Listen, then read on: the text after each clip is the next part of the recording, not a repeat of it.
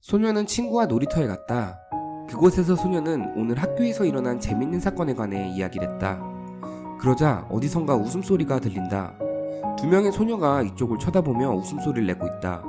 버섯머리의 소녀가 눈에 들어온다. 시간이 멈춘 것 같았다. 소녀와 눈이 마주쳤다. 소녀가 다가온다. 몇 살이냐고 물어본다. 사랑에 빠진 것 같다. 소녀의 문자를 기다린다. 길을 걷다가도 자꾸만 바지에 진동이 울리는 느낌이 든다. 어떤 문자도 오지 않았는데 말이다. 드디어 오늘 소녀의 집을 바래다 주기로 했다. 소녀와 걷는다. 짜릿한 기분이 든다. 갑자기 소녀는 뒤에 무언가 있다며 뛰어가자고 한다. 그렇게 같이 달렸다. 그렇게 얼마 안 되는 시간마저 빨리 감기로 지나가 버렸다. 집에 돌아와서 왜 뛰자고 했는지 고민해본다. 내가 창피했던 걸까? 나와 걷는 모습을 남들에게 보이기 싫었던 걸까? 소녀와 문자를 주고받는다. 왠지 답장이 느려진 것 같다. 기분이 좋지 않다. 의심이라는 감정이 뭔지 알 것만 같다. 그렇게 며칠이 흘렀다. 학교에서 친구들이 시끄럽게 이야기를 하고 있다. 무언가 시시껄렁한 이야기를 하는 거겠지? 그러다가 내 귀를 찌르는 듯한 단어가 들렸다. 소녀의 이름이었다.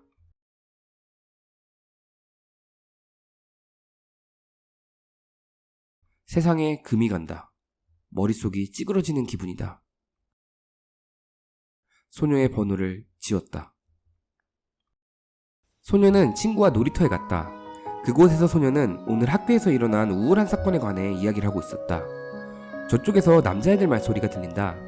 바가지 머리를 한 남자의 말이 너무 웃겼다. 참지 못하고 웃음을 터뜨렸다. 너무 크게 웃었다고 생각했다. 소년이 궁금해진다.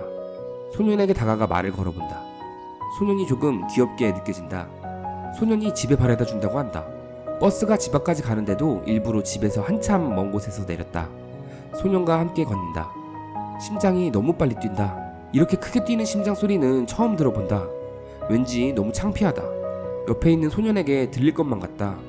혹시 전력으로 뛰고 나면 숨이 차서 심장이 뛰는 거라고 생각하진 않을까? 소년에게 달리자고 한다. 소년과 달렸다. 소년의 문자가 이전과 달라졌다. 소년의 문자에서 웃음기가 사라진 것만 같다. 내가 이제 마음에 안 드는 건가? 소년은 학원에 갔다. 소년의 문자에서 웃음이 없어진 이유에 대해서 고민해본다. 그때 한 무리의 남자애들이 다가온다. 그들에게 남자의 심리에 관해 물어보고 싶어졌다. 남자를 웃게 만드는 방법이 무엇이냐고 물어본다. 그들은 짓궂은 장난 같은 답변만 한다. 도움이 안 된다. 그렇게 며칠이 흘렀다.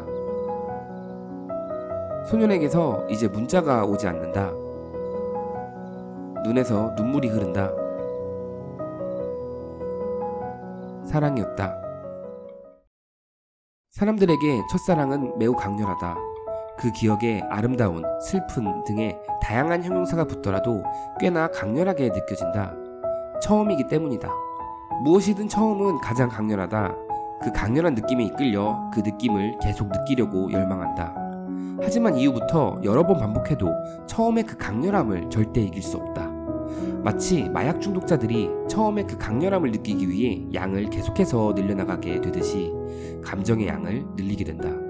그렇게 더 큰 자극, 더 큰 강렬함에 갈증을 느낀다. 감정에 중독되어 버린 것이다.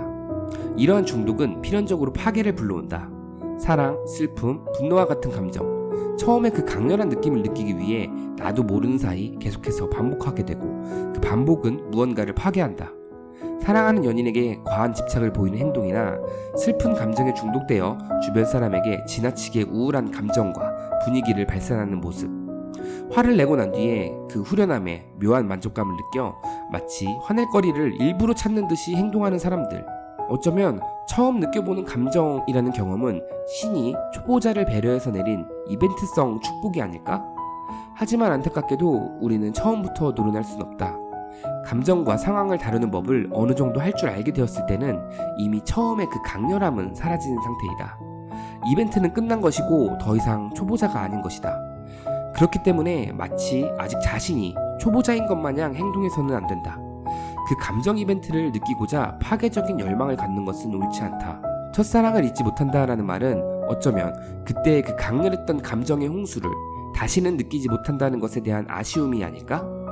첫사랑처럼 강렬한 사랑의 감정은 앞으로는 느끼기 쉽지 않을 것이다.